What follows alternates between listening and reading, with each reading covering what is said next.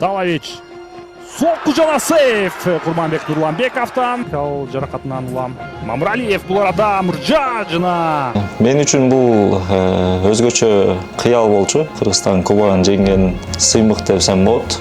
Командабыз менен жеңгенге аракет кылабыз. Могу сказать одно, что нужно отдать все силы в этой игре. Максимальная концентрация, только победа.